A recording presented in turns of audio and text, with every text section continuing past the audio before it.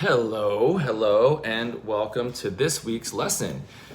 So, a recommitment to accuracy, because at the end of the day, folks, let's remember one thing: accuracy predicts results. Now, here's the rub, here's the catch. It is human nature to start to round the corners, right? We do it with everything, right? We study a subject, we learn something, we're very accurate in the beginning, and then slowly but surely, we start eyeballing things. We start guesstimating. We start popping food in our mouth as we're cooking. We're not counting that as calories because, oh, what's the big deal? It won't matter. It was just a little morsel, right? We overpour. Whoopsie. We do all kinds of things. We lick spoons. We do things that we wouldn't have done in the beginning of the program, but as time goes on, we start to get a little bit more lazy and lackadaisical with our measurements, to the point to where we might have been within 10% of our calorie range, and now we're probably closer to like 20 or 30% of our calorie range. And anyone who has done this long enough will tell you that that 20% swing is the difference between you actually burning fat or not. So this kind of goes back to a previous lesson of like, are you really plateauing, or are you just not measuring as accurately as you had before? And the same thing can be said now for just recommitting to the level of accuracy that you displayed in the beginning, or at some point in your life, in some area of your life, you've demonstrated that has yielded results. Everyone has some area in their life where they at one point committed and got super scientific, accurate on a certain thing and got really great results. So we can all understand this intuitively and conceptually. So let's apply that either for the first time now, if up until this point you've been a little lackadaisical, or if you started out very accurate and have started to wane. It's okay, it's human nature. I've done it too. I go through cycles of accuracy and inaccuracy. It's natural. The important thing, of course, like anything, is to be aware of that, recognize when this is happening, and if you're weighing yourself every day, you'll see it on the scale, and then recommitting to that level of accuracy that got you the results in the first place, right? Also noticing if you're feeling entitled, if you're feeling like you deserve something. You might start to be feeling bored or deprived. I work hard might be a voice in your head, a narrative that you're hearing. I deserve it might be another inner dialogue that's going on. What's the point of living if I can't have a little X, Y, and Z? That voice might be saying.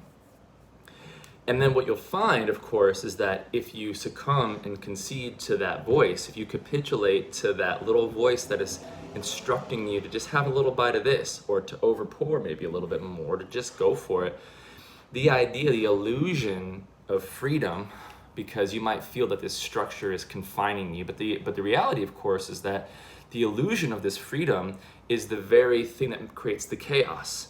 And so this structure, as it were, is what sets us free, right? So when we create the structure, we can actually thrive, and we can blossom inside that container, inside that structure that we set for ourselves, because now we have measurable, predictable results.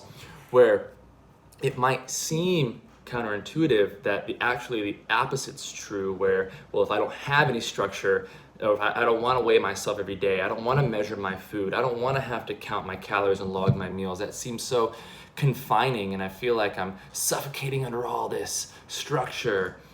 Well, the cycle of insanity is real, my friend. And that feeling that you're having now, where you might want to buck the trend and get off of the structure, will yield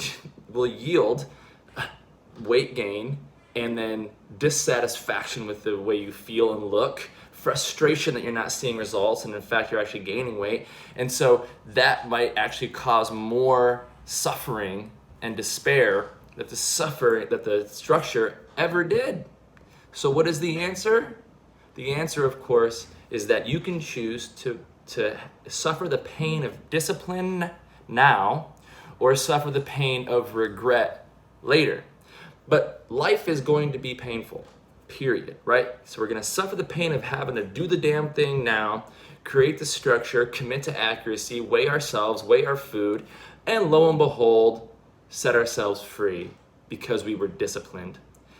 So that momentary pain and suffrage of discipline now, or you would say, forget it, I don't want all this damn structure and all these damn rules, and you buck it only to find that you will suffer longer in the long run because you chose to suffer the pain of regret instead of the pain of discipline.